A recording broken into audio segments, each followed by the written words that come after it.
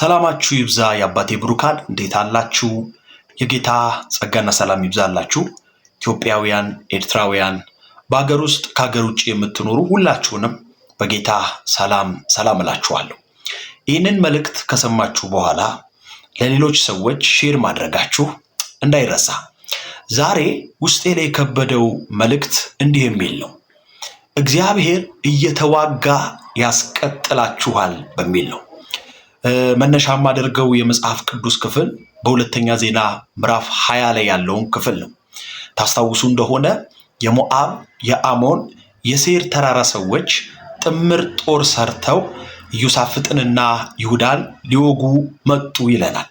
እና እነዚህ ጥምር የሰሩት ኃያላን ነገስታቶች እንዲያው ዝም ብለው የሚናቁ አይደሉም። በጣም አቅም ያላቸው፣ በጣም ጉልበት ያላቸው ናቸው።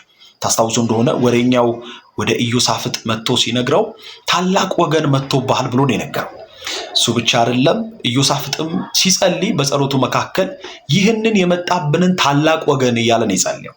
እና ኢዮሳፍጥንና ይሁዳን ሊወጉ የመጡ እነዚህ ሶስት ጥምሮች ዝም ብለው ተራ አይደሉም። በጣም አቅም ያላቸው፣ በጣም ጉልበት ያላቸው፣ የጦር ስልት ያላቸው ናቸው። እና በጣም እንደተጨነቁ መጽሐፍ ቅዱስ ይነግረናል። ግን ከዛ በኋላ ግን ስትመለከቱ እግዚአብሔር ለተጨነቁበት ነገር፣ ለፈሩት ነገር አሳልፎ አልሰጣቸውም። እግዚአብሔር ተዋግቶ አስቀጠላቸው። ምናልባትም በጣም በአጣብቂ ነገር ውስጥ ላላችሁ ሰዎች ይሄ ነገር እንዴት ሊሆን ይችላል? ይሄ ነገር እንዴት ላልፈው እችላለሁ? ይሄ ነገር ከኔ አቅም በላይ ነው እያላችሁ እየተጨነቃችሁ ላላችሁ ሰዎች ዛሬ መልእክቴ ይሄ ነው።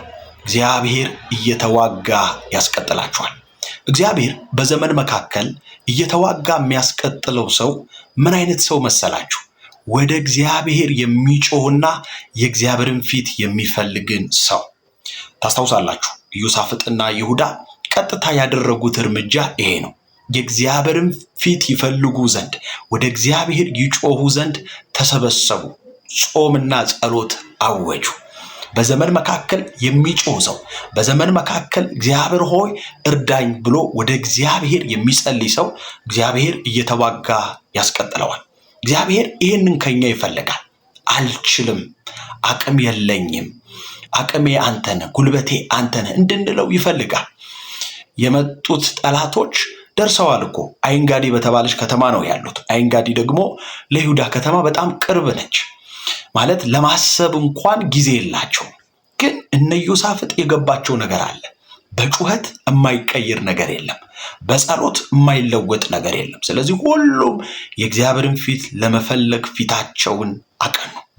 ወዳጆች፣ ዛሬ በከበዳችሁ ነገር፣ ዛሬ ባቃታችሁ ነገር፣ እንደው ከበባ ውስጥ ነው ያለሁት፣ እንዴት ላልፈው እችላለሁ? እንዴት ከዚህ ነገር ልወጣ እችላለሁ በምትሉበት ጉዳይ ላይ ግድ የለም፣ በእግዚአብሔር ፊት ጩሁ። ወደ እግዚአብሔር ጸልዩ። እግዚአብሔር እየተዋጋ ያስቀጥላችኋል።